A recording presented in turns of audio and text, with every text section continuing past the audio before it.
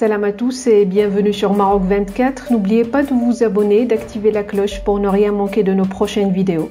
Aujourd'hui, le vendredi 2 juin 2023, on a une grande nouvelle qui nous vient de Kabylie. Le président Farhat Mhenni a promulgué une loi majeure créant le Comité international pour la décolonisation de la Kabylie. Cette décision historique, accompagnée de possibles mouvements du leadership de la direction du MAC en exil vers le côté transatlantique. Restez avec nous pour analyser tout ça en détail dans cette revue de presse tirée du magazine Maroc Hebdo et de la revue d'information Maghreb Intelligence.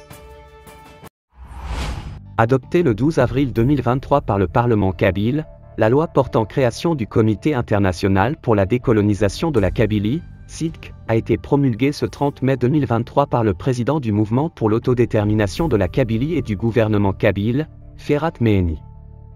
Formé de 3 groupes de travail dédiés à la décolonisation en elle-même, ainsi qu'à l'autodétermination et à l'éducation, ce comité a pour principal objectif d'engager avec la 4e Commission des Nations Unies et le comité C24, tous les moyens et efforts pour inscrire le peuple kabyle sur la liste des peuples à décoloniser.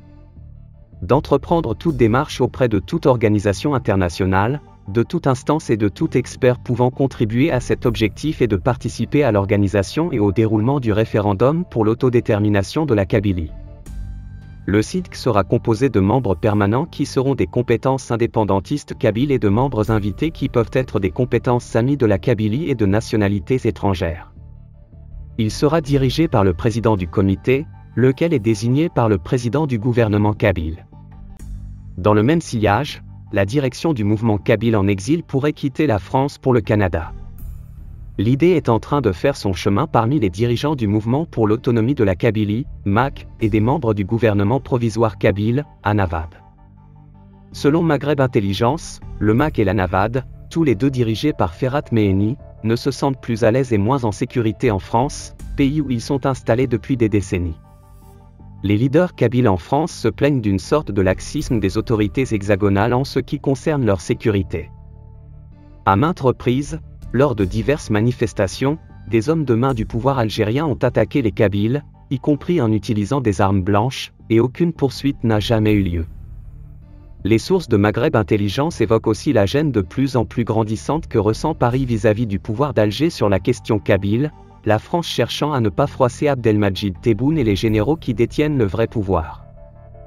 Des contacts selon les mêmes sources, seraient en cours avec les autorités canadiennes pour une éventuelle installation des deux mouvements à Montréal.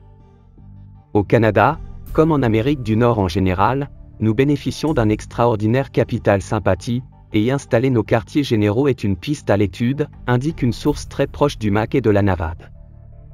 Pour rester informé, je vous invite à regarder les vidéos Maroc 24 qui s'affichent sur votre écran.